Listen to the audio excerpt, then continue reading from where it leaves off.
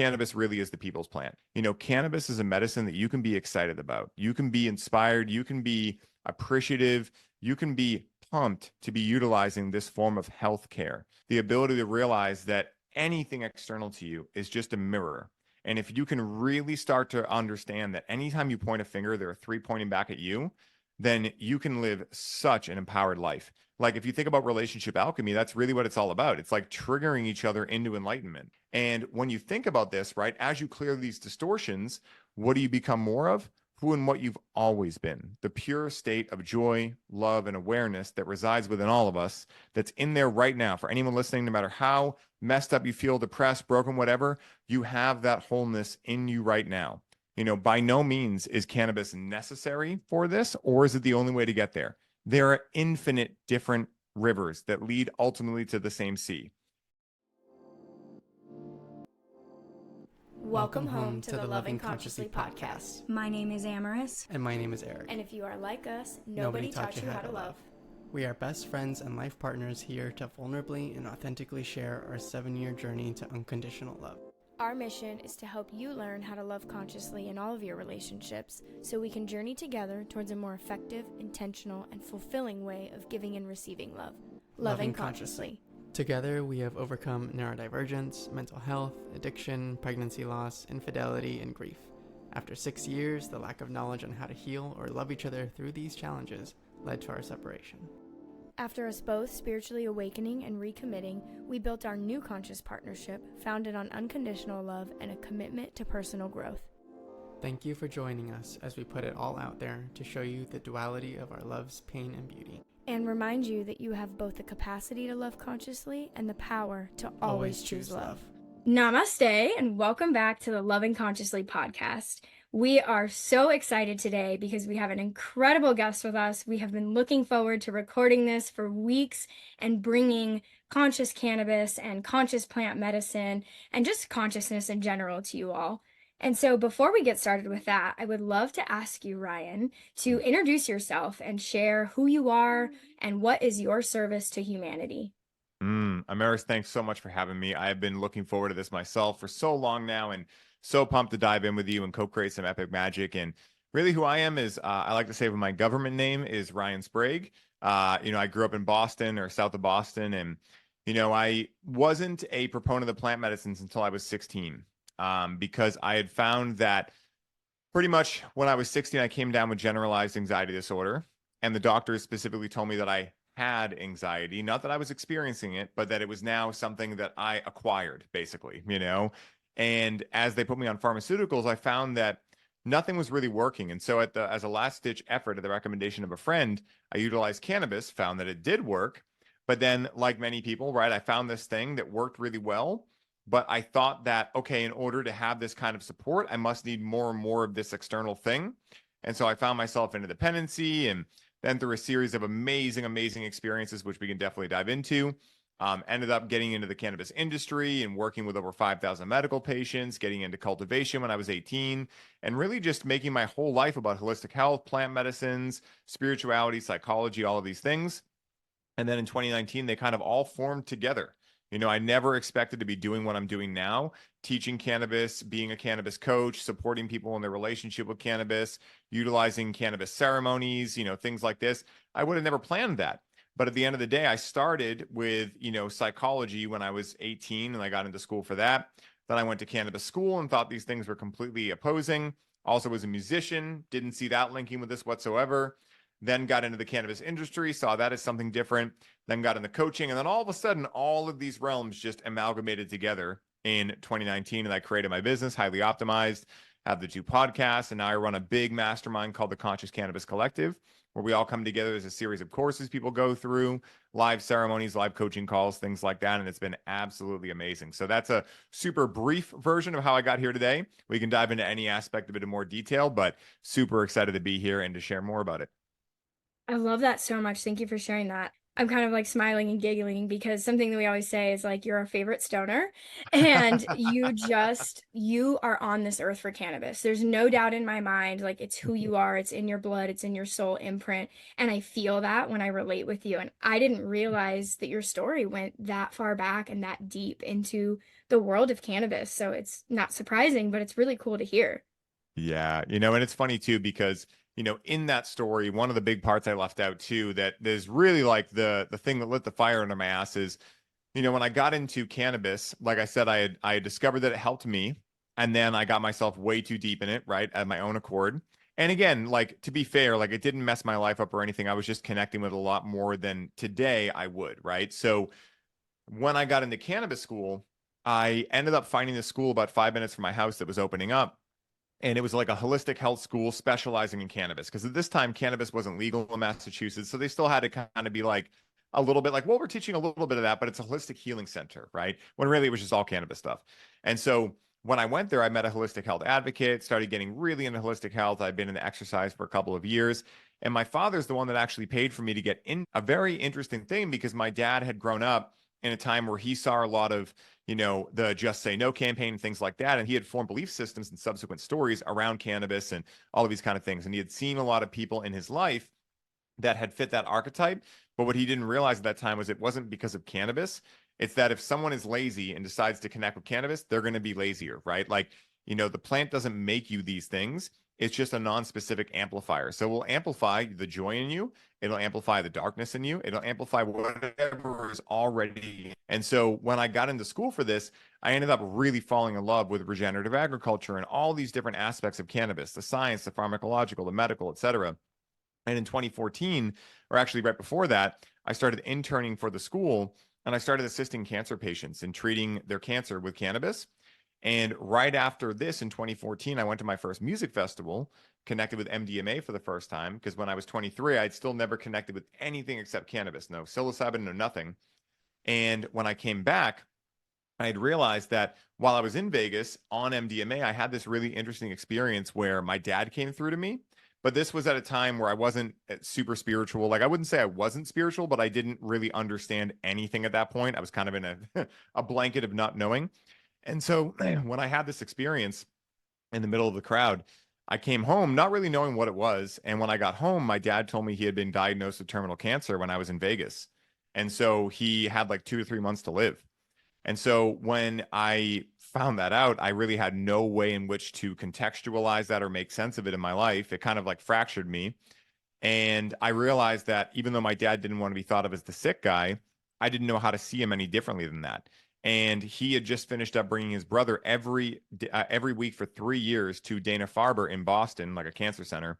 And he had seen what chemo and radiation had done to his brother. Now, his brother had large cell carcinoma, so it was much less aggressive. He had small cell.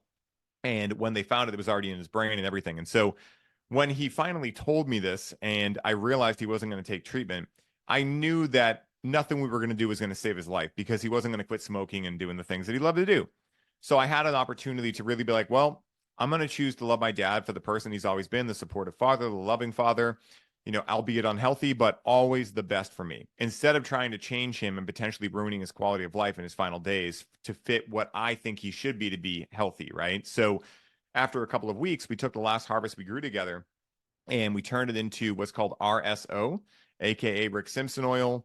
Its professional name is FICO, full extract cannabis oil. But for any of your listeners, this is what people are using and utilizing. At least one of the main things. They're also juicing cannabis leaves to treat and cure cancer.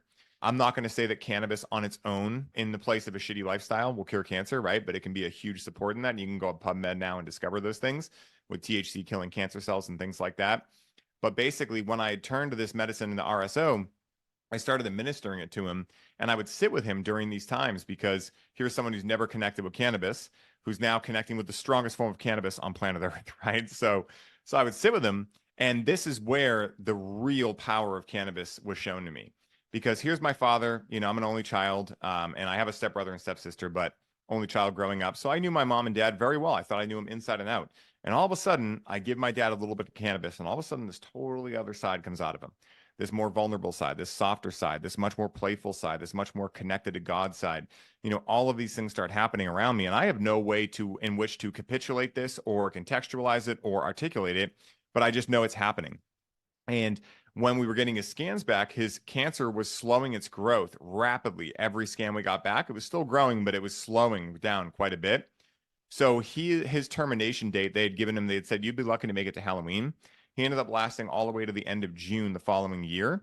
And I don't know if I would have got that time with my dad if it weren't for cannabis. I can't go back and try it a different way. But after that, I realized like, wow, this is the ultimate connection medicine. And I realized that the main issue I see in the world today is a lack of true connection. First and foremost, to who and what we truly are as divine beings having a human experience. And as a result, everything external to that, because as the law of correspondence states, as within, so without, as above, so below. So if we don't know who we are, how do we know what people, places, and things, mission, purpose, anything is right for us? We don't. And so when I had this like realization myself, I realized like, wow, this is what the world needs more of. And cannabis can be one of these many rivers that can lead to that destination. So I get into the industry. I worked there for 5 years. And then I end up leaving there when we got bought out by a corporation, starting Highly Optimized. And that whole journey is wild as well. But I wanted to throw that in there too, because that's like really what lit the fire under me. Having those experiences, helping those cancer patients through their treatment, and then helping my father through the end of his life just changed me forever and allowed me to see cannabis as a totally different plant than I once saw it. Wow. Thank you so much for sharing that. That was really vulnerable. I didn't even give you our disclaimer that this is a deeply vulnerable podcast, and you just brought it. Lots of love to you and to your dad. My dad's energy passed on a few years ago, and I know that is such a big life transition. And so I just send love for that and appreciate you sharing that with us today. The beauty that is cannabis as a Mhm. connector and how it has worked in our relationship and with us as individuals, and you hit the nail on the head. It is a connector and it is an amplifier. Mm. Much like you in your journey earlier on, where you said you were told you have anxiety, right? This is this thing that is now part of you. For me in my journey, it was you have depression. All these mental health issues that I was struggling with at the time, and all the pharmaceuticals that were given to me, at some point I just didn't feel like myself anymore. My mind and my body were so disconnected from my spirit that I had no ability to really regain that consciousness on my own. And what cannabis did for me was really bring me into myself. I always associate my initial connection with my highest self and my true spiritual nature with connecting with cannabis, because it is like cutting butter with a hot knife. It just cuts straight through all the mental fog, and when you take it with intention, it allows you to connect deeply into whatever intention that you give it. Yeah. And yeah, I'm just grateful for what you shared with cannabis, with what you shared about this plant medicine, how it impacted your life, your relationship with your father, and how it can really act as a catalyst for connection on this planet. Thank you so much. It's so true, and I think that most people, like I always joke that none of us ever got a user manual for this plant. And then you couple into that the fact that for most of us, we grew up in a time where it was completely illegal. For many of us, it's still completely illegal wherever we live, or it's decriminalized, or there's still some kind of regulations around it. And as a result of that, and the war on drugs and all of these things, there's a lot of shame, there's a lot of guilt, there's a lot of family members that really do believe that we are doing ourselves harm by connecting with this plant because that's what they were institutionalized to believe.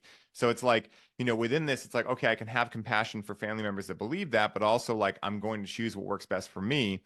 And at the end of the day, I always think it's kind of funny that, there's all these podcasts and all these things talking about, is cannabis safe, right? Or is it dangerous? And it's like, guys, it's been here for 10,000 years. The Rastafarians, like, they literally utilize it all day, every day. If it was that damaging, don't you think there'd be people dropping like flies everywhere? Whereas Advil, you can go to a store and buy it, and no one mentions to you that you can literally get ulcers from taking it, right? Like, there are so many things that we utilize every single day in our lives that are so much more dangerous than cannabis ever could be. And yet cannabis is treated as if it is heroin in our country.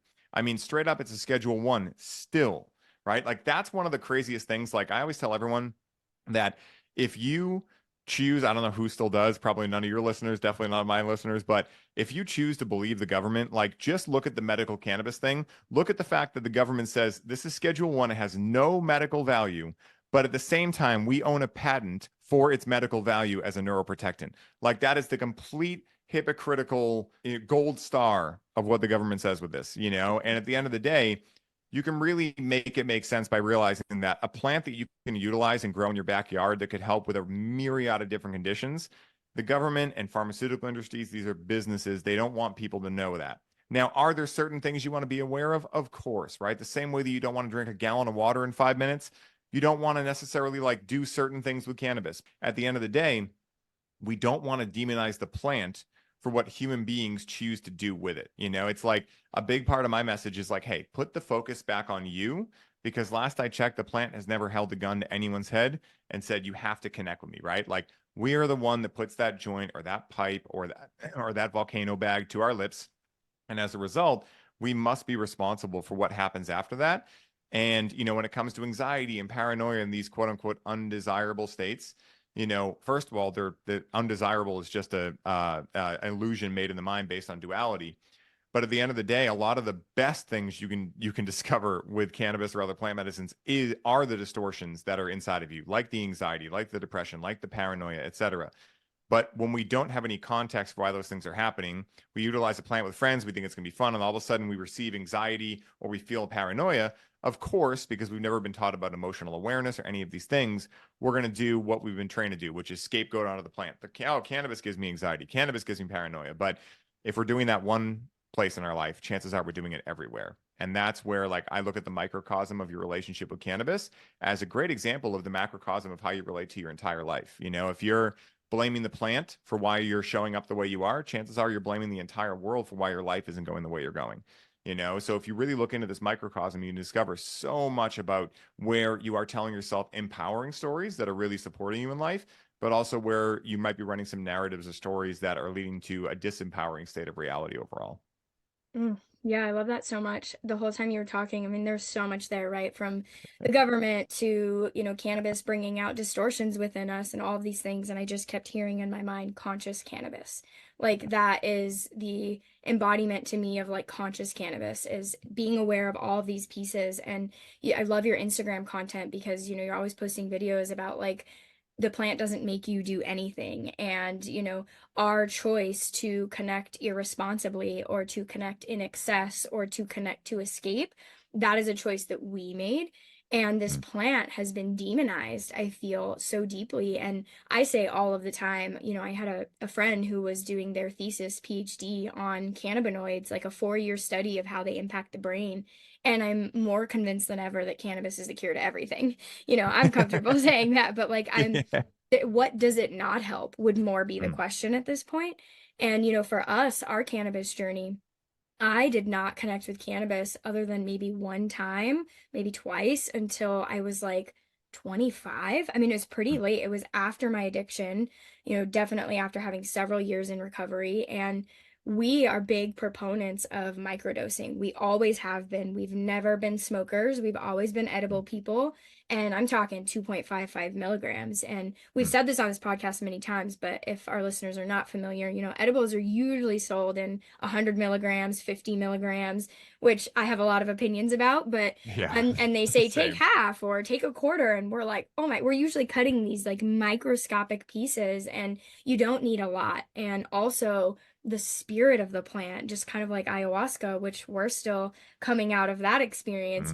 The spirit of cannabis like lives with you. And now all these years later, and through training our bodies with microdosing, over 3-4 years, I'm able to connect with cannabis without connecting with cannabis. It's pretty wild. Every time it happens, I'm like, whoa, this is really cool. And, I just love so much that you have just so much knowledge. And one thing that you said that I really wanted to dig in from earlier is you called yourself a cannabis coach. And you're the first person I've ever heard say this. I don't know if you coined this, but I would really love if you could explain a little bit to our listeners a bit more about cannabis coaching and conscious cannabis use and what that looks like and how we can use that to start repairing our relationship with this sacred plant that is natural, that was given to us, and we just don't maybe understand how to use yet. Yeah, this is a great question. And to go back a second on what you said about, connecting with cannabis without having to connect with it, it's very similar. Like this concept for anyone listening, if maybe you're like, wait, how does that happen? Just think about this, right? So if you have a romantic partner, like you guys, right? You've been together for a while, and now one of you goes away on an epic retreat, right? And the other one gets a crazy job offer, right? Or something really amazing happens. And you're like, I don't know what to choose, right? What would so and so say? Well, you could like really feel in and figure out what advice they would give you if you know them well enough. Cannabis works the same way. Mm. I know for me, if I'm in a an argument or a some type of challenging discussion with Rachel, let's say, I know what cannabis would say is, where are you blaming her that you can turn the finger back around on you? I know that's what it will say because every time I connect with the plant, after I've gotten into a discussion like that or something, I'm always aware of my own part in the entire equation. And it's no longer about who's right or wrong, anything like that. It's just about, wow, look at how amazing it was that this person was able to act as a mirror for me to see where I was distorting myself from realizing I was God. And so, like, when you're able to, connect with this plant in a conscious manner, that's what really becomes possible. That while you're meditating, while you're in your day-to-day life, you start to be able to have these psychedelic experiences with no psychedelics necessary, right? No cannabis necessary, no nothing else necessary. And that's not to say that, you need to stop it forever, anything like that. It just means like, wouldn't it be great if you could have your cake, eat it too, and it would be gluten-free, right? Wouldn't it be great if you could connect with cannabis all the time, but never become dependent on it? Well, this is how you do it, right? Like I'm a yes and type of guy. And so like, I'm not going to tell anyone that you can't be high all the time in order to be high all the time, right? Like you can actually get there in a very natural state. And then what cannabis decides to keep teaching you can be deeper and deeper and deeper. Like the lesson plan continues going way past just, wow, I feel weird, So it's really cool. When it comes to cannabis coaching, I do believe I'm the first person to utilize that terminology based on how many people are like, I've never heard that before, right? So Trademark it.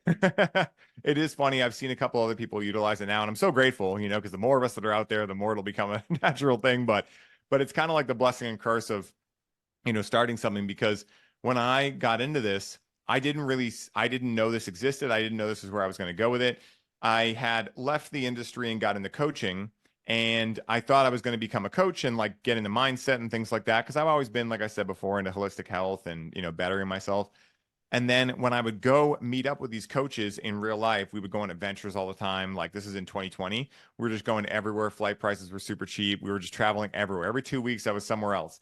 So I would bring my cannabis around, my homegrown, and people would just be obsessed with it. They would ask me all these questions. And that was kind of my first kind of cue. Like they were like, why don't you do something with this? And I'm like, well, I'm getting into coaching. And they were all like, what? You could totally mix these together. I'm like, I don't know if that would work. And then it wasn't until I met Paul Chek and gifted him some of my cannabis, and he was like, dude, you should really do something with this, that I was like, all right, now I feel like I'm kind of silly if I don't. And then I hosted a men's retreat on Martha's Vineyard in May of 2021.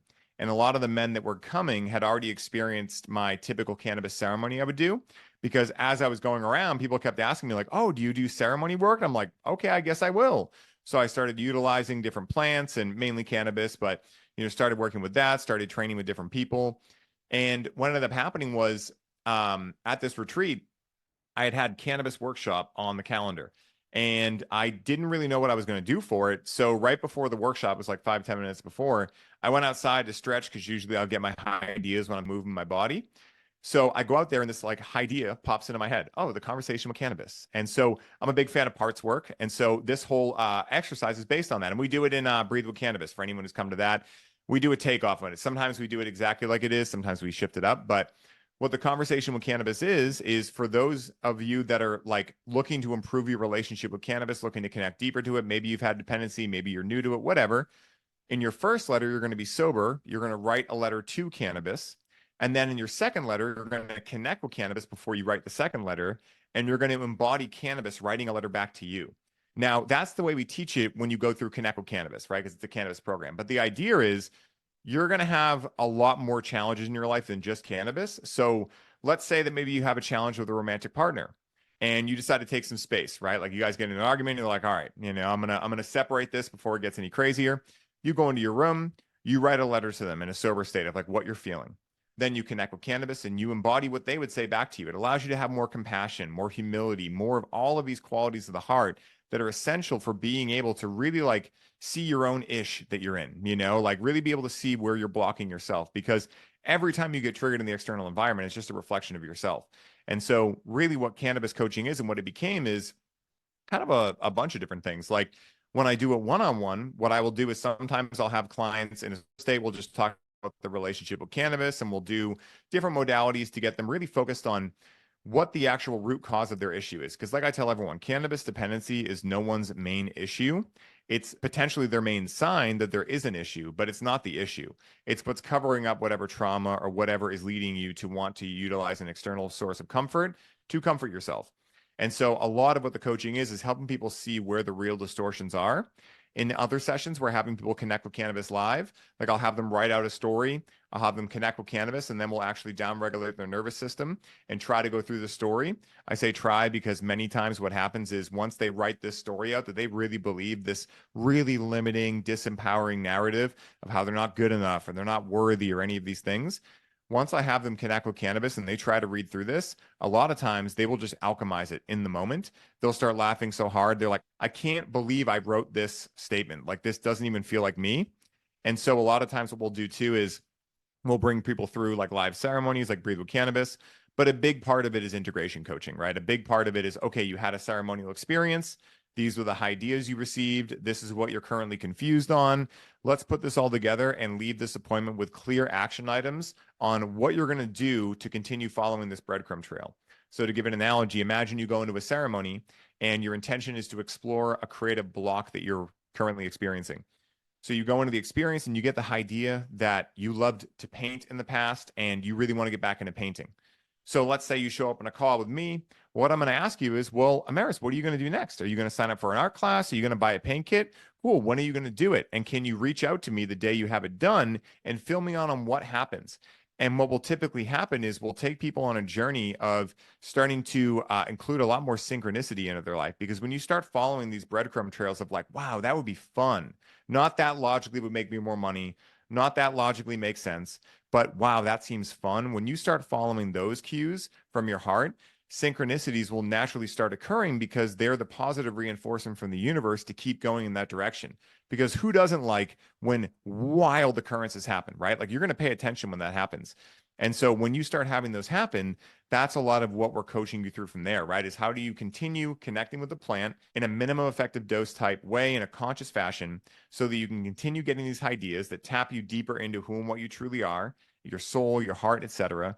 And then how do we keep supporting you and moving along that path?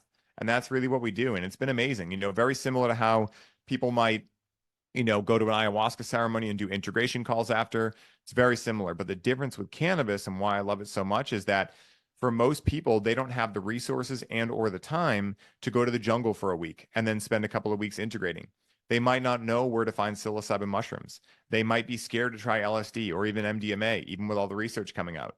But cannabis has been around for so long, and it's been like kind of like the gold star of the drug war. So like most people are pretty normalized to it.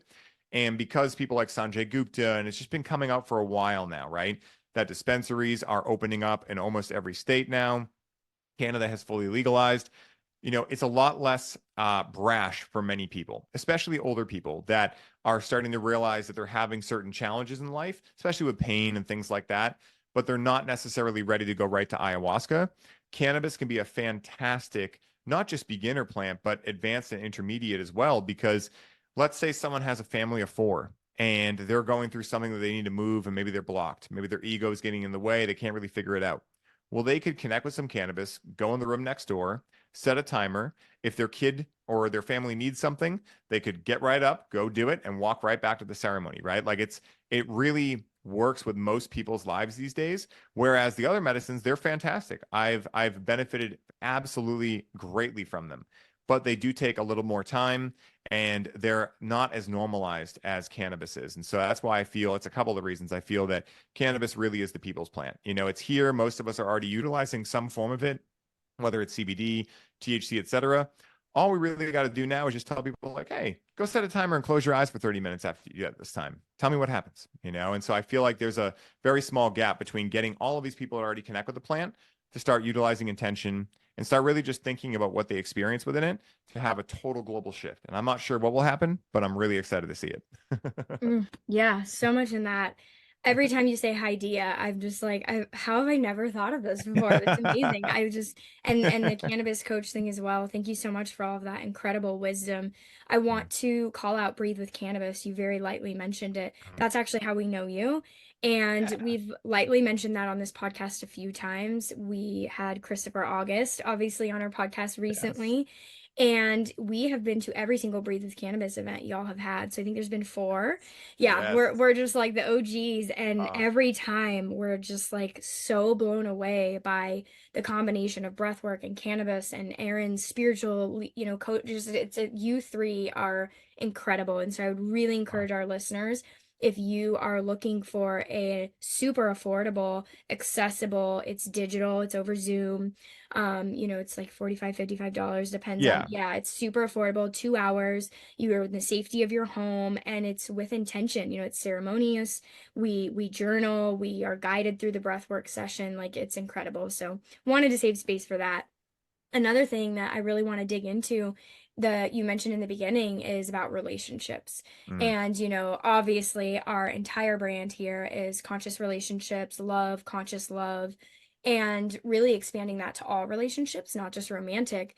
You talked about the ability that cannabis can have to work through issues in relationship. And I would mm. love to hear how that manifests in your life. And, a question we've only had a few guests so far, but a question that we ask, our guests is, what does loving consciously look like in your life and conscious relationship? And I think this is a perfect way to tie these two questions together of how does cannabis incorporate into that, and how can people use cannabis for healing their relationships?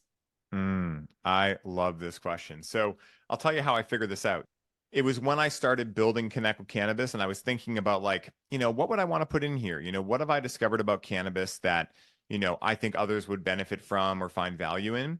And that's when it dawned on me that the one thing, whenever I got in an argument when I was younger with my parents or a girlfriend or anything like that, the one thing my mind would be extremely against doing would be connecting with cannabis, because I knew even before I was conscious enough to really understand it, I knew that, like, the second I connect with that plant, I'm going to start apologizing. And I know I'm right, right? Now, when I started to become a lot more conscious in my later years, I started to realize, like, wow, that's actually like the best part of it. Like, now, if I'm finding myself triggered, I will specifically connect with cannabis so that I realize where I'm holding my own hand in the fight, if you will, right? And I think it's so important because for me, what loving consciously looks like, the ability to realize that anything external to you is just a mirror. And if you can really start to understand that anytime you point a finger, there are 3 pointing back at you, then you can live such an empowered life. The other thing, too, is that nothing is personal. One of the best books I ever read was The Four Agreements. And that one agreement has helped me so much, right? Because if you can, a lot of times, at least for me, when I'm in an argument, the story my mind will be telling myself is that they're doing this to you, right? As if I'm a victim and they're, the villain. And in reality, they're not. They're just a human looking to get their needs met. Maybe they're unclear on what their needs are. Maybe they're very clear and you don't like it either way. And at the end of the day, if you can separate, they're not doing this to spite me. They're just speaking their truth. And maybe it's gotten a little heated. Maybe we're triggering each other. Great. Why else are we in relationship? I mean, yeah, there are many reasons, but like, if you think about relationship alchemy, that's really what it's all about. It's like triggering each other into enlightenment. But if you decide that you want to play the victim, I did that for many years, right? Everyone's got to go through their own phase of doing it, but it just doesn't get you anywhere good. And so I think for me, like, what cannabis can really do is allow you to become more present. And the image that comes to my mind is, I don't know if you guys have seen this, but there was a Burning Man installation from about probably 4 years ago, right before the pandemic happened, I think. And it was 2 adults, right? It was like how do I put this? It's kind of like a wire frame of 2 adults, right? So you can see the inside of them. It's like a wire frame, and it's 2 adults sitting back to back, right? Like mad at each other. But inside the wire frame are 2 inner children looking to connect, right? So it's like, that's what cannabis does. Like, I don't know how else to describe it except that's what cannabis does. Cannabis allows you to get unadulterated long enough to realize that this other person is not a villain. They're not trying to do anything to you. You're just someone who maybe got wounded based off of a previous wound, and they're bringing it up. And if you actually realize what to do with that, you guys can have fantastic conversations, lead to healing, lead to being able to open up more mission and more purpose in your life. Because every challenge that Rachel and I get into becomes something that literally, no joke, I shit you guys not, her and I will get into a discussion, let's say, right? Maybe one of us will get triggered. Then we'll figure out and come to a resolution and life is good. The next day, one of us will have a client going through the same thing. So it's like, I don't know if that's just me creating my reality, but what I do know is when you can start to also realize that any challenge you go through in life, whether in a relationship, whether in business, whatever, is allowing you to teach and guide from a higher point of view, then you really turn your entire life into a win because now you're either winning or learning, And so I really feel that's what cannabis does is cannabis really allows you to get unadulterated, get back into your seat of inner child, and also the seat of the soul, the seat of the heart, the seat of you that doesn't take anything too seriously, right? That knows that everything here is very important, but you don't have to take it seriously and allows you to realize, like, you know what? How can I come together with this person and find a common ground? Not how can I try to beat them in this argument, not how can I try to prove myself right, not how can I find that they're wrong, but just how can we come together and find a mutual solution? That's what cannabis does. And that's what cannabis has now taught me to be able to integrate into my day-to-day life. Because now, like that question that you asked, right, is like, as soon as I get into a triggering state, I ask myself, what would cannabis tell me right now? And it fucking annoys me because my ego really wants to hold on to this challenge I'm going through. But I know right away, I'm like, all right, where am I playing a role in this? And if I can just continue to get myself to find that being a really good thing, like, oh, I get to see another distortion now. Awesome. I get to now heal it. Then I don't know what the ripple effect is that if that is going to be in the world. But I think if everyone could get to that level, we'd have a much different world, And so that's what cannabis has taught me with regards to relationships so far. I love all that. And when you said triggering each other into enlightenment, I just might have to start using that phrase. That just might be my new favorite phrase on planet Earth because if I had to describe conscious relationships in one sentence, I think that would be it. You are literally triggered. It's just a constant mirror and it's just triggering the shit out of each other. But the growth is so expansive and it's unlike anything I've ever experienced. And I just love the way that you worded that. So thank you for that. Yeah, thank you. Thank you so much for sharing your experience and for doing this work for yourself so that you can also share it with others. It really is beautiful to see someone doing this work out in the world because cannabis was such an integral part of my awakening and my finding myself. And like you said, there was no manual. And so I went from using cannabis from an unconscious state into slowly switching the needle over to consciously using it. And there was a lot of trial and error there because for a large part of the time that we were unconscious in our relationship and cannabis use was involved, it was an escapism tool. It was a tool to enhance whatever our energy and our spirit was focused on. And when I didn't want to look at myself in the mirror, cannabis was like, oh, great, cool. Why don't you look at this movie? It's going to be the best movie you've ever seen. This is going to be the best meal you've ever had, right? You're going to go have the best time of your life, right? Because that is where our intention is. However, when you're willing to look in that mirror and you're willing to say, okay, teach me. I'm open. I'm receptive. Cannabis will be like, oh, great, here's the mirror for you. And then when you look into that, you find yourself. You find yourself in a way that has been so clouded by all of the programming that we receive in our adult lives, right? We start off as innocent children, we get programmed, our ego grows, we become that version of ourselves, and then the journey after that is deprogramming and finding your inner child again. So I love that metaphor of the two angry adults and the inner children looking for connection because that is kind of where we are in relationship with each other on this planet right now. Yeah. And conscious partnership, as well as conscious relationship in general, right? It's not just about romantic relationship. It's about consciously relating with friends, consciously relating with family, with our pets, with the planet. The planet. Yeah, thank you. And by extension, it's consciously relating with plant medicine, right? How we integrate these tools in our life like you say, is just a mirror for how we are interacting with life in general. And it shifts us from the victim mindset and that of, oh, the world is a perpetrator and I'm in my experience because everything around me is creating that, versus, no, I am the creator of my own reality and I have the power to change that. And cannabis is a great tool to help you understand where you are in your life and what you are able to change and what you have control over so that you can start creating a new reality. It's incredible the depth that cannabis provides. Like you were saying, the lesson plan doesn't stop at, oh, I feel weird, right? It just keeps growing. And I have had such deep, intensive learning sessions with cannabis that are on par or deeper with some other plant medicines that really take you there.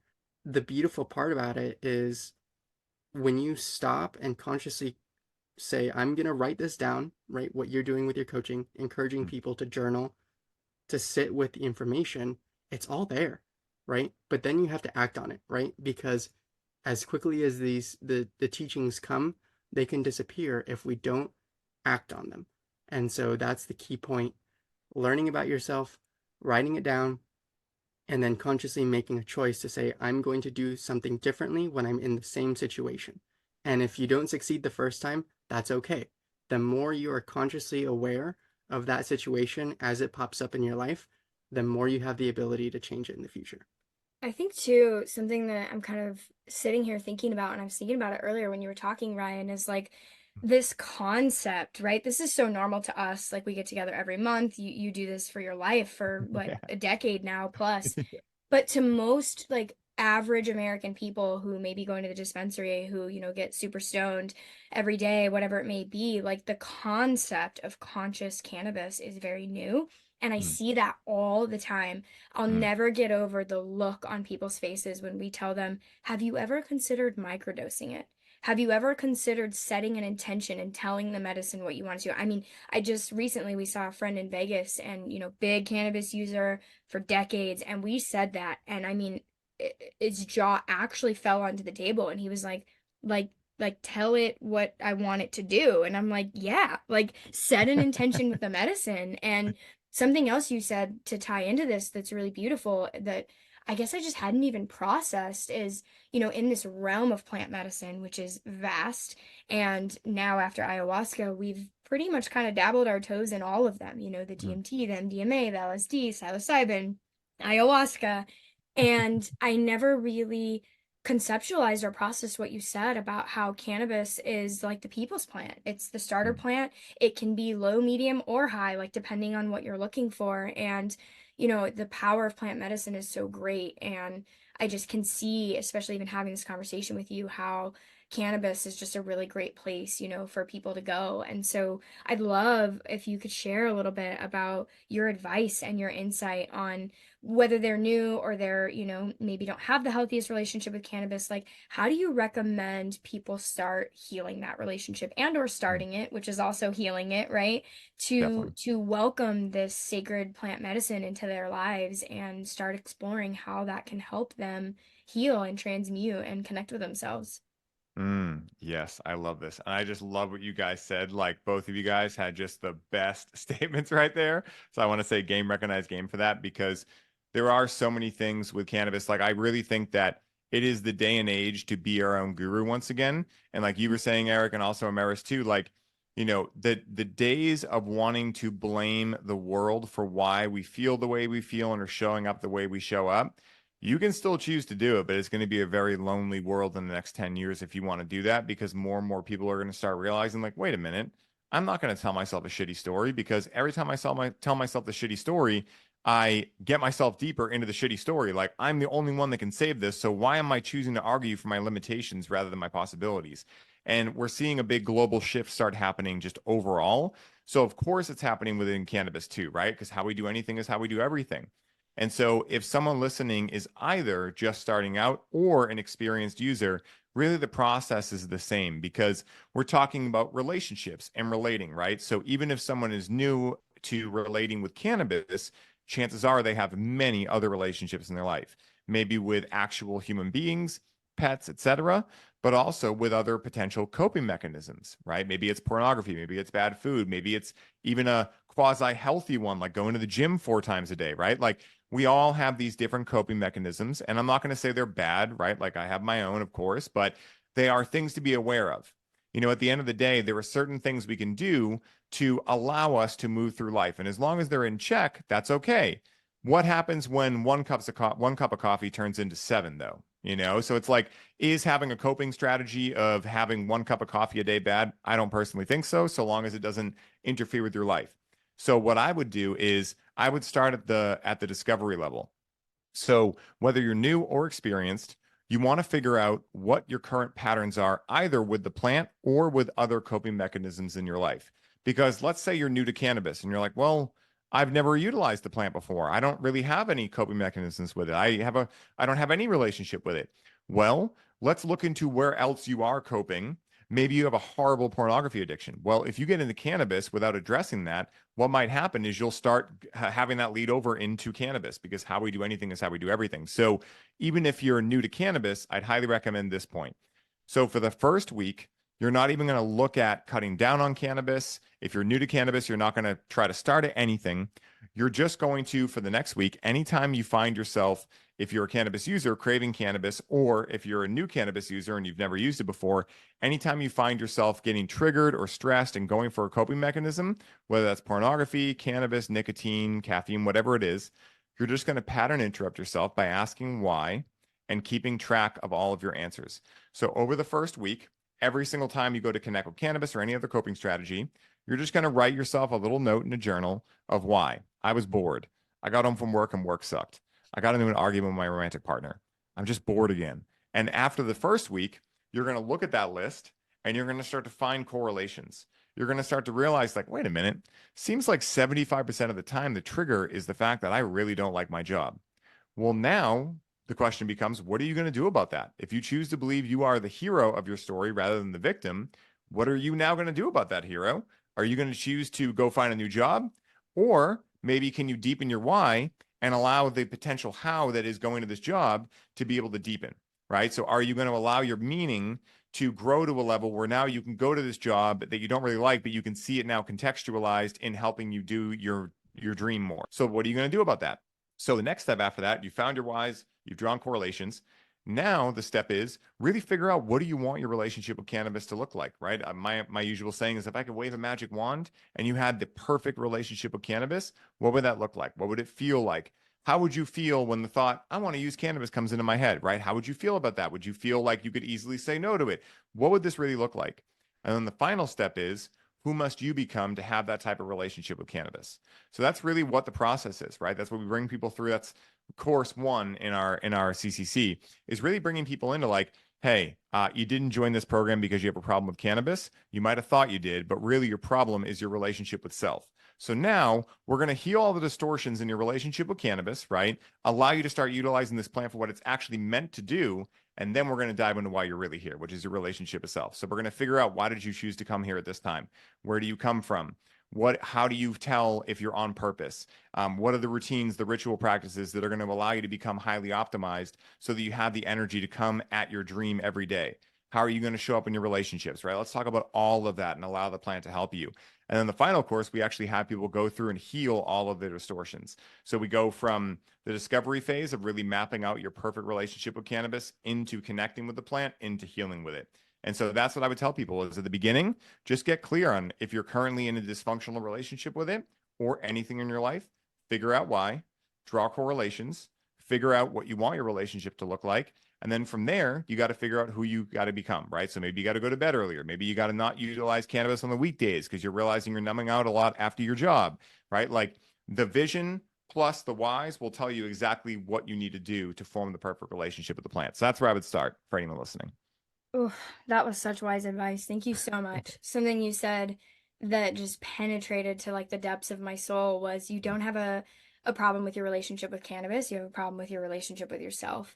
In my background, I was a meth and heroin addict and, went to prison, and that I'm 9 years clean now. And Hell when yes. I came out of a couple years of traditional 12-step recovery, I was blessed that was kind of, I think, my first seed of consciousness and my first, like, wait a minute, I don't have a drug problem. Like, I have a me problem. I have a trauma problem. At the time, I said, I have a mental health problem. Like, the drugs are not the problem. And that's not traditionally how, and this is not just, with addiction, but any negative, I hate to use that word, but negative relationship, they traditionally are like, oh, you are, an addict of this thing. And it really all comes back to self.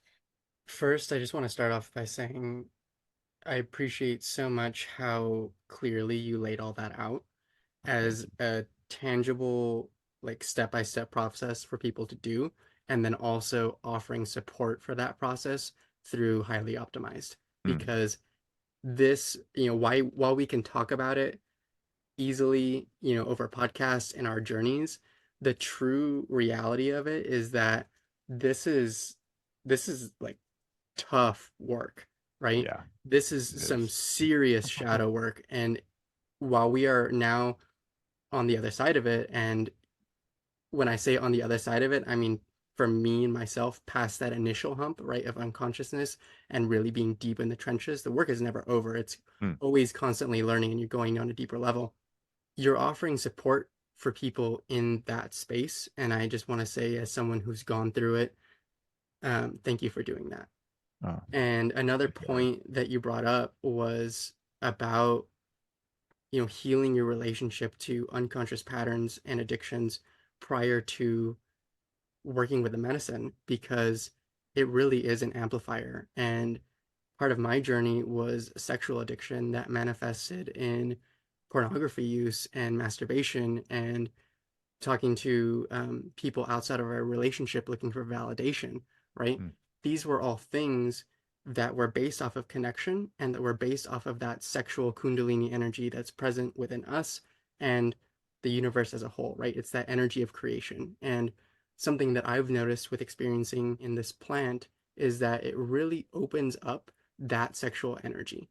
And it has a way of tying you into that essence of creation and allowing you to manifest from it. mm. And if you have distortions in that sexual energy, they can be greatly, greatly magnified by this plant. And it really is imperative to heal that relationship with yourself, with connections with others, because we are not our addictions, right? We experience these things and these coping mechanisms, and they're present because the ego is trying to keep us safe, right? And when we journal and when we write these down and understand our triggers, we then can take the burden off of our ego, off of the plant, off of whatever you're escaping with, and shoulder it yourself. Like you said, be the hero of your own story. In that, taking your power back, you can then have healthy relationships with the things that you maybe didn't have healthy relationship with before, right? It's Mm, not a black and white, oh, I've had this unhealthy relationship, which means I can never do this thing again. No, mm, let's first stop, realize, why are you having an unhealthy relationship with this thing? Let's heal that relationship with self, and then you can reintegrate these things in a healthy way. It's so mm, true. I remember what I was going to say now, and I mm. just want to disclaimer this, and I'm totally going to leave this in here because I just think it's funny, and we're talking about how life's not so serious, but I did not connect with cannabis today. I'm just like that enthralled by this conversation. Like, I'm going really deep in thought here. But the Mm, other thing that thank you for sharing that, love. mm, The other thing that you said was, asking your clients, whatever you call them, like, mm, what do you want your relationship to look like? And this mm, ties so beautifully into this kind of last key topic I really want to touch on, which is cannabis and spirituality, and mm, using it for that path. Because, when we came out of our ayahuasca ceremony, up until this last week or so, we're what, almost 2 months into the year, we have connected with cannabis once, and it was your Breathe with mm, Cannabis event. Like, we were prepping for ayahuasca, we were coming out of ayahuasca, and we both chose to do the full 2 weeks after ayahuasca sober. So we had a full 30 days where it was just Mother Aya. And mm, coming out of that, about the start of February, we were like, okay, like, I think we're ready to connect again. And we both really deeply sat with me, especially. I was like, man, like, this is an opportunity to from scratch rebuild my relationship with cannabis, because it's rapidly becoming very conscious, very spiritual. I mean, it always was, but like much more so thanks Yeah. to the Breathe with Cannabis events and your content. And it was like, I don't want to just like start again, right? Like we had purchased the charging plate and the things you mentioned Mhm. in your podcast. Yes. Highly recommend checking out Ryan's podcast. Yes. And, I just was like, I really want to create this intentional relationship. And so now, the handful of times that we have connected, we sit down in front of each other, we hold the medicine in our hand after it's been on the charging plate, and we say out loud to each other, my intention for this medicine is. Mm. And it just has been this really beautiful, I feel like I'm like re-meeting or like re-dating cannabis again, because it's from this new state of consciousness, especially after ayahuasca, which will change your whole perception of reality. I don't think I ever could connect with medicine without it being that deeply ceremoniously. And, that's just my experience. But I would love to dig a little bit into, cannabis and spirituality, and maybe what that journey's been like for you, and how, I mean, I can obviously talk for us how we've used it, but I Mm. think there's a really deep correlation of, as we all awaken to that we are divine beings having this human experience, we're spiritual beings, how cannabis can help us on that spiritual journey. Because like he said, this is rough. Like this stuff is, we're warriors out here, like seriously. And Yeah. especially through plant medicines, like some deep shit's gonna come up, your darkest, most unconscious patterns and traumas. And that was my ayahuasca experience. I had repressed childhood abuse come up. Like, we need all the help we can get out here. Yeah, And, for sure. our tool is love, your tool is cannabis. And so I'd love if you could share more and dig into that piece of how can we use cannabis, on our spiritual journeys, and to kind of help heal and transmute some of this deep pain and suffering the world is in right now. Yeah, another great question. And I really appreciate you guys sharing that too, because yeah, it's like you go out there and try to fuck around and find out with this stuff. Like, no wonder so many people try cannabis and they're like, no, I'll never do that again. Like, it's Yeah. not because they felt some weird feelings. It's because of what they are unaware came up. They were aware of it in the experience, but their ego protects them from really seeing why after. It just reminds them, don't ever fucking do that again. Right. But at the end of the day, it's not because that thing was negative. It's just because they didn't understand how it worked. It's like if you get in the Corvette and you slam the gas pedal, not knowing what a gas pedal is, and you smash a tree, it wasn't that the Corvette was bad. It's just that you had no context for what a car was or how to drive a car. So it's Mm. like maybe you saw one in the movie, right? Like we hear kids doing this all the time, right? Like, very young kids taking their parents' cars out, not knowing and getting into crazy trouble. It's not because the car was bad. It's because they've just seen other people do it. They didn't really know anything about it and they just tried to do it. And when it comes to plant medicines, like, I think a lot of people, especially people that are very in the left brain dominant view of reality, where they're like, energy, man, really energy. Like those are the people I worry about the most. Like it's the people that like right before a ceremony are like, nah, man, it's a bunch of plants. What's it gonna do? I'm like, oh, watch out for that guy. That guy's gonna be butt naked running through the streets, probably trying to gorilla smash people. Like, you know what I mean? Like it's crazy what can happen out there, especially when you fuck around and you find out, and that's why we do hold the space for it because there's a lot that can happen. And especially right now, I'm sure you guys have seen it too. I'm a huge psychedelic proponent. I love psychedelics. And at the same time, I'm also aware that they are a piece to the puzzle, but they're not the entire thing. And I think a lot of people think that, like, no, it's like how many ceremonies I have. Like, once I get to 100 ceremonies, then I'll be healed. It's like, that's not really how it works. You could heal in one ceremony, you're going to take 1,000. You never know, but it's really based on how well you integrate. And so when it comes to cannabis and spirituality, really how I view it is very similar. I think, Eric, you had brought it up before, but we are born into this world and we're essentially God in human form, right? We are aware of it, but we're not really aware that we're separate yet. We're like just a baby looking around at the world, completely incapacitated. We need to have people take care of us, whatever, but we're basically God. Then we start to fall out of that, which I think is really funny, actually. Like, you ever watched a kid like go from like 0 to 6 years old? It's like watching the slowest coming out of a DMT experience you've ever seen.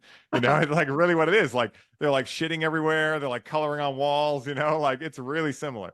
Once I get to 6, their ego starts forming, and now they start to learn duality and all of these are very 3D constructs, right? These things that don't actually exist, but typically the people that are teaching them it really believe it exists because they were taught by people that really believe it exists because they don't remember when they were kids and it didn't exist.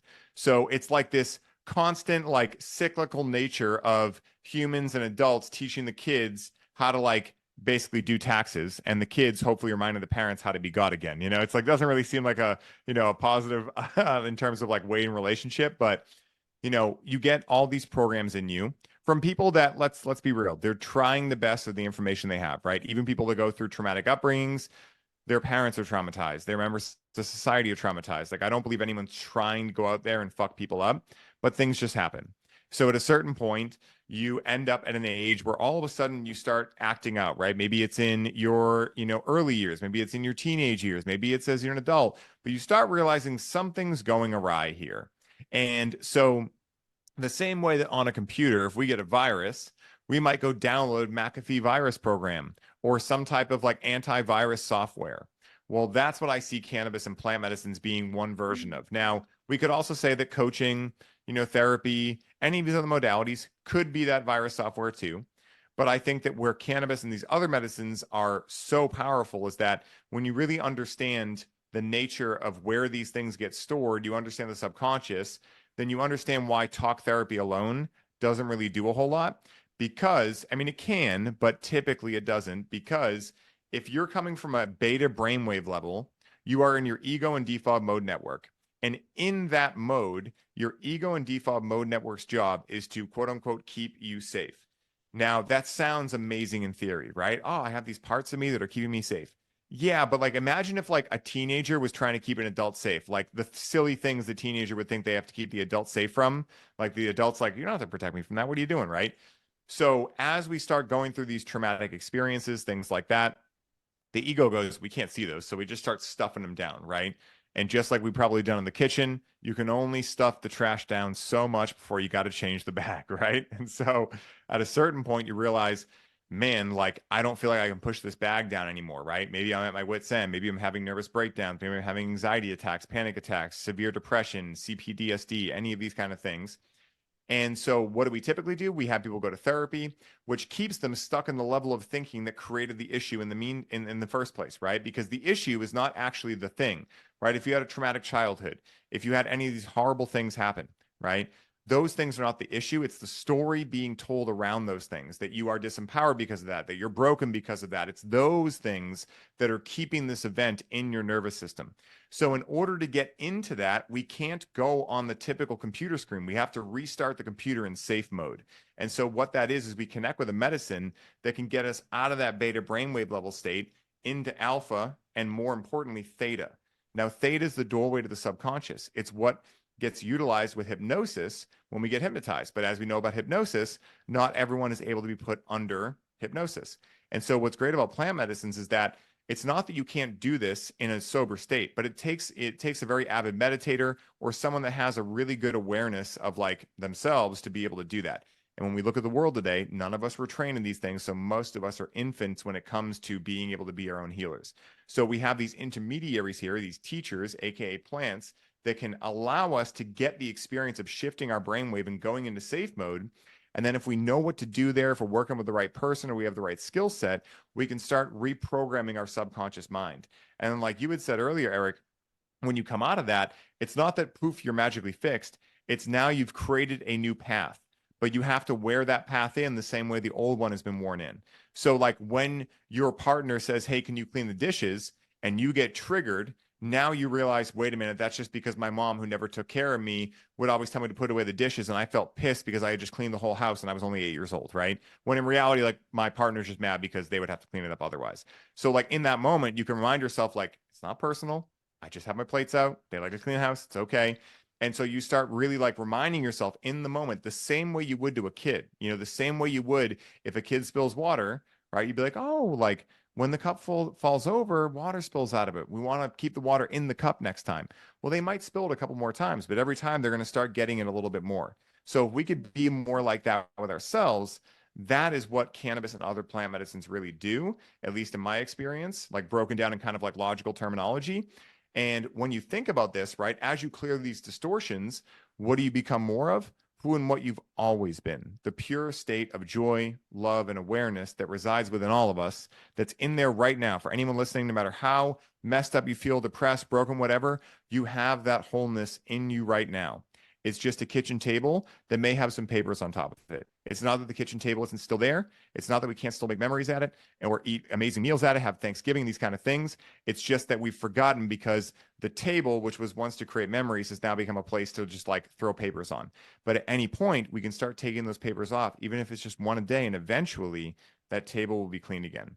And so, like, what I want everyone to know is that you're not broken. There's nothing to fix. There's just some distortions in what Hamilton Souther would call nonsense to clear out of the way, to remind you of whom what you always have been and always will be, no matter what lifetime you're in, no matter what planet you're on, etc. I love so much that you said that, and it brings perfectly to what I was going to say, but just those last words, you're not broken. Mm. And, we're just full circling here that this is a medicine. It's a plant, it's a medicine, plant medicine. That's why we call it that. And, as someone who there's a lot of emotions coming up, but just my whole life, your bipolar, your depression, insomnia, anxiety, PTSD, CPTSD, OCD, I have every label in my very long psychiatric file, that led me into heroin addiction, to just shut it down, just shut it all down. I can't do it anymore. Multiple suicide attempts, self-harm, all of those things are in my story. And plant medicine has been the most profound gift that has been given to me, and each one that I connect with, and each time that I connect with them, it's like ayahuasca. I did 30 years of healing in one night, and cannabis, just every time it's like it just lifts the fog and it parts the sea, and it's like, here's the answer. Like it doesn't waste any time. Like Mother Cannabis, she just gets right to the fucking point. Like here's the thing. And every time I'm doing the thing right now with my hands in my face, but we go, oh my God, like that's the answer. Like, and it's just like you can't write it down fast enough because you don't even usually need to connect for long. Like it's right there, and it's just been so profound. And what I really, out of everything we've talked about, if there's one thing that listeners take home, is please, please, please start considering, welcoming, integrating that this is a medicine, right? This isn't just like this thing that we go to a dispensary and we get stoned and we eat munchies and we watch funny movies. Like, not demonizing that, right? Like, mushrooms can be fun, other plant medicines Yeah. can be fun.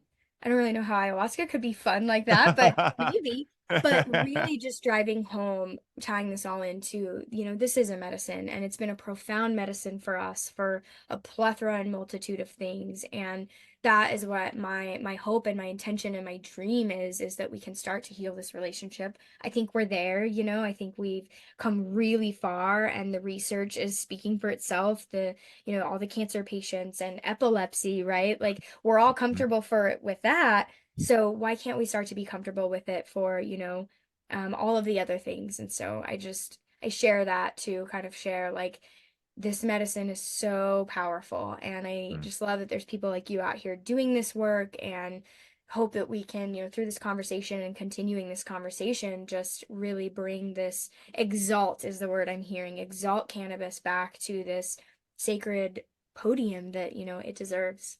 One thing that you brought up that's incredibly important to know for people is that we do, as a society, tend to live in that default mode network of these pathways that are carved down deep in our brains. Like if you can imagine a river, right?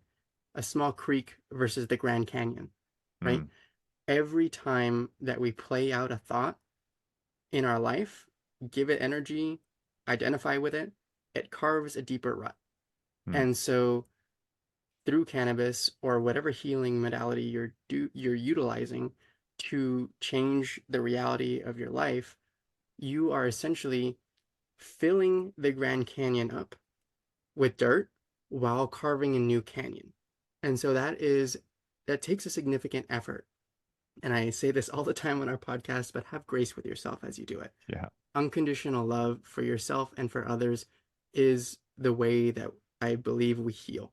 And the beautiful part about plant medicine, whether it's cannabis or any of the others, is that it allows you to essentially experience what it would be like for that new Grand Canyon to exist in your life, right? It gives you that vision of what that new reality is. It doesn't do it for you.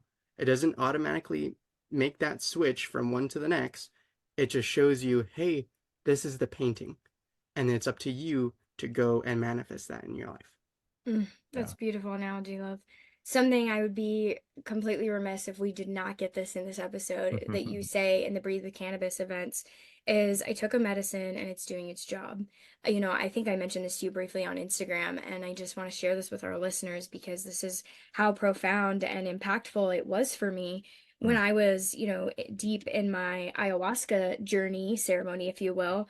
I heard your voice saying that to me, and it was deeply needed at a really difficult moment, and I want to encourage listeners as they start this journey, continue this journey, start to repair this journey, wherever they're at in their cannabis journey from, 0 to 100, that they understand, this is a medicine, right? Like I said, and if you could share a little bit about that, because I've never heard that. And it maybe it's something else like you've coined, but I think it would be a really beautiful way to leave them with this nugget of hope and of support as they journey through this. Wholeheartedly agreed on what both you guys said. And, it's like when it comes to medicine, like the same way that I always use gym analogies because they're super simple and they're very logical. But, like the same way that if we've been going to the gym for a while, and the analogy here would be someone who's on a self-development journey. Maybe they're into exercise. Maybe they've been doing the dieting.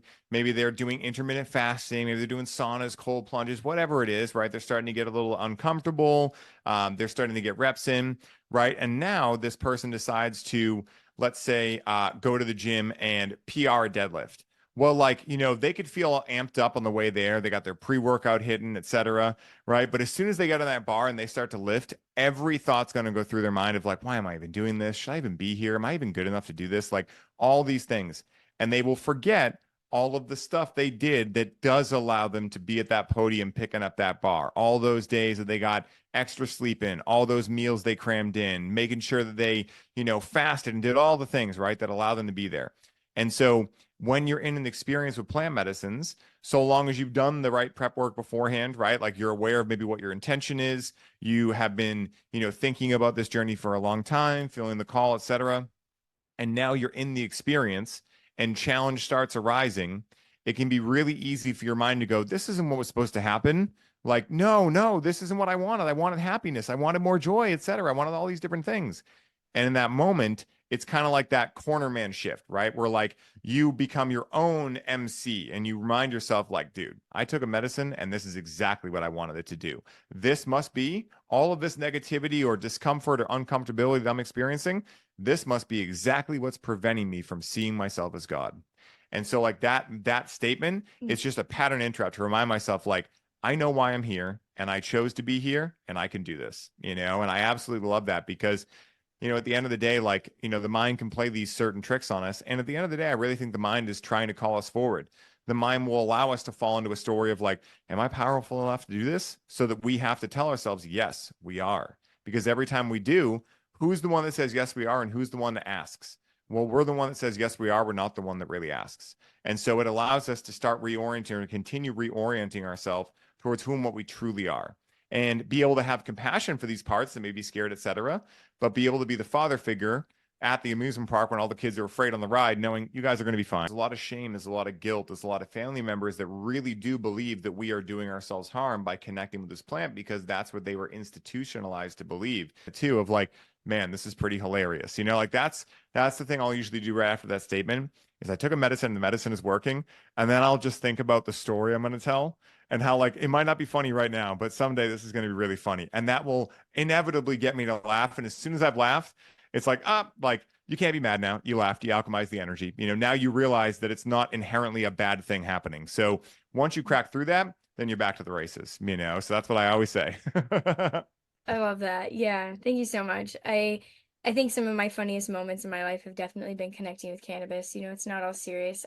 There are so many things that we utilize every single day in our lives that are so much more dangerous than cannabis ever could be. And yet cannabis is treated as if it is heroin in our country. A fun energy. And, I even have I often am like, this is my higher self strain. This is my inner child strain. Like it very much brings out, the joy. It's not all negative. So the last thing you said there was, I can do this. And something I say a lot is like, we can do hard things. We can do the Mm, things that scare us.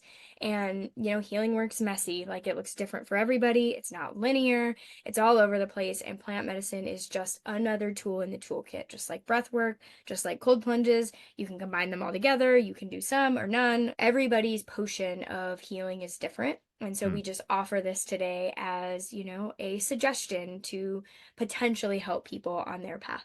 Even if you're not ready or for whatever reason are able to connect with cannabis or plant medicine, there are still things that you can distill from this conversation today that you can put into place into the relationships in your life. For Mm. example, you had said, Ryan, about reparenting yourself. Amaris, you shared about re-exalting the relationship with plant medicine and treat. We are the one that puts that joint or that pipe or that volcano bag to our lips. And as a result, we must be responsible for what happens after that. We decided to come back together right after some space is taken, after we're able to now look in the mirror during that time of separation and then come back, and treated that as a ceremony, right? We sat together before either of us ever start talking. We state our intentions just like we would with our plant medicine, right? This is my intention for this conversation. I intend to return us back to love, Mm. right? These are practices that we can start utilizing in our relationships so that we can begin loving consciously and relating consciously, so that we can begin healing these wounds, so that we're not all running around causing more emotional poison for each other. Mm, Mm. so beautiful. 100%. Yeah, I love also that you mentioned the Four Agreements earlier. Don Mm. Miguel Ruiz is like my favorite author right now. He's awesome. Mastery of Love, the Four Agreements. Yeah, he is so wise. What a But gangster. That yeah, guy's such a gangster. yeah, totally. Really beautiful writer. Ryan, thank you so much. I want to give you a moment to, I know you're doing so many things, and how can our listeners connect with you? Where can they find your podcast, your website, your Instagram? Your Instagram is super entertaining. I love how fun you make it. I love the video where you were like, people on cannabis are lazy, and then y'all can't see Ryan right now, but he's just like super jacked and ripped and is like doing all these very not lazy things, which I love. But yeah, you keep it so fun, you keep it so relatable. So how can people connect with you? Oh, this has been so much fun, guys. Thank you so much for having me on. I'm so excited to come back on and keep riffing. One thing I'll say too before I dive into where people can find me is, we talked a lot about how cannabis is a medicine, right? And one of the things that a lot of people may have as a limiting belief within them is that if they need medicine, they must be sick or broken because we've been used to sick care, right? And I'm not here to discount Western medical or say that it doesn't have any place. It, of course, has a place, but it's taken up way too. What does it not help would more be the Mm. question at this point. Are you hopefully never going to get in a car accident and need Western med or, maybe be in a life-threatening situation versus how often do you wake up and are a human being? Like you're going to need health care, true health care every single moment of your life. You're going to need sick care, hopefully not too often. And so, like my good buddy Stephen Gray always says, cannabis is a medicine that you can be excited about. You can be inspired. You can be appreciative. You can be pumped to be utilizing this form of health care, this true form of being able to come into greater health within yourself.